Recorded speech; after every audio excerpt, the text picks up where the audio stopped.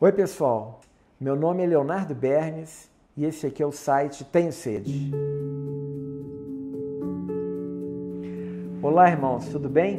Hoje eu queria trazer para vocês uma breve meditação que possa estimulá-los ao estudo das Escrituras, de um tema bastante interessante, reputo eu, como pouco compreendido ou sobre o qual pouco se tem falado. Ele refere-se ao estudo sobre as duas casas de Israel. Irmãos, vocês devem observar esse diagrama que a gente vai postar aqui para vocês, para que vocês façam uma avaliação dos versículos e dessa estrutura que esse diagrama representa. Ele diz respeito às promessas de Deus aos patriarcas e a linhagem por meio da qual essas promessas vão sendo cumpridas. Em Isaac e Jacó, as promessas feitas a Abraão são reiteradas e vão sendo gradativamente ampliadas. Partindo de Jacó, nós vemos que no capítulo 32 de Gênesis,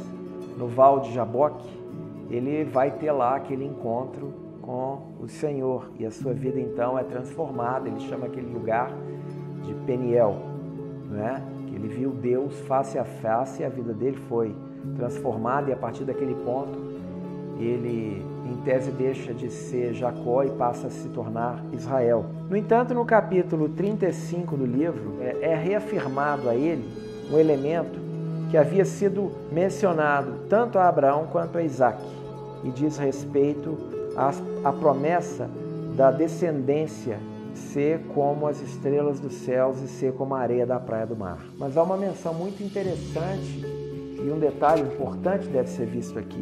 No capítulo 35, no verso 10, diz assim: Disse-lhe Deus, o teu nome é Jacó, já não te chamarás Jacó, porém Israel será o teu nome. E lhe chamou Israel. Disse-lhe mais, eu sou o Deus Todo-Poderoso, sê fecundo.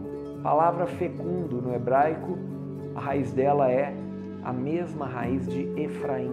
E multiplica-te, uma nação e multidão de nações sairão de ti e reis procederão de ti.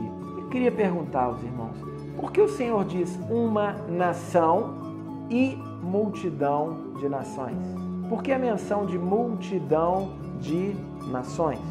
Quando vamos ao capítulo 48 do livro de Gênesis, acontece um evento extremamente interessante quando Jacó vai abençoar os filhos de José.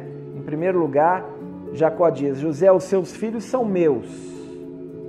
E então, ao abençoá-los, ele troca as mãos e coloca a bênção da primogenitura sobre Efraim e não sobre Manassés, embora Manassés fosse o filho mais velho. Por que é que Jacó fez isso? Veja, é muito interessante o que Jacó vai responder a José quando José então tenta demovê-lo da ideia de abençoar dessa maneira, supondo que Jacó, pelo fato de não estar enxergando bem, não está compreendendo aquilo que está fazendo. Muito pelo contrário.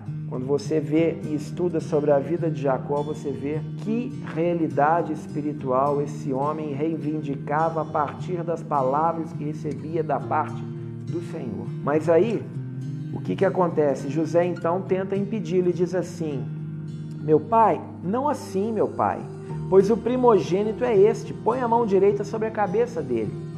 Mas seu pai o recusou e disse, eu sei, meu filho, eu o sei. Ele também será um povo, também ele será grande, contudo seu irmão menor será maior do que ele. E a sua descendência será uma multidão de nações.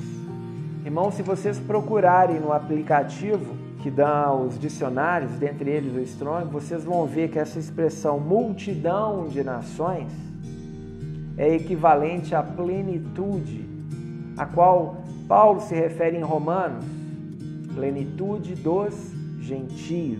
Esse é um ponto fundamental que se compreenda.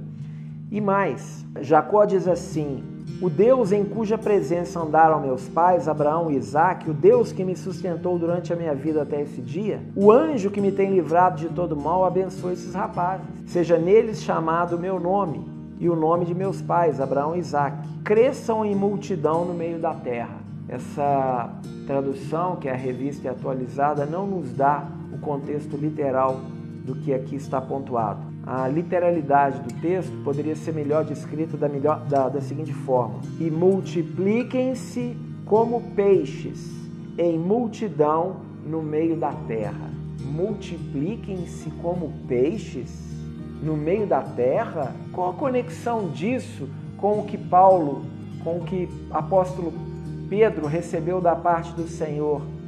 Você é pescador de peixe, mas a partir de agora eu vou te fazer pescador de homens. Ou dos eventos finais com relação à volta do Senhor a essa terra, quando toda aquela região vai ser inundada e vai ser aqui os local onde não havia vida vai passar a ter vida, multidão de peixes. Qual é essa conexão? Como é que nós podemos desbloquear uma série de profecias do Antigo Testamento, notadamente na lei e nos profetas, e compreender a realidade do Novo Testamento, da junção de judeus e gentios, e inclusive compreender o livro do Apocalipse na sua profundidade, se nós não conhecemos essa realidade? Então eu quero te convidar para, junto conosco, a gente poder estar analisando detalhadamente esse estudo, para poder fazer todas as conexões devidas, seja na lei, seja nos profetas, seja nas cartas, seja nos evangelhos e principalmente no livro do Apocalipse. Que Deus nos abençoe.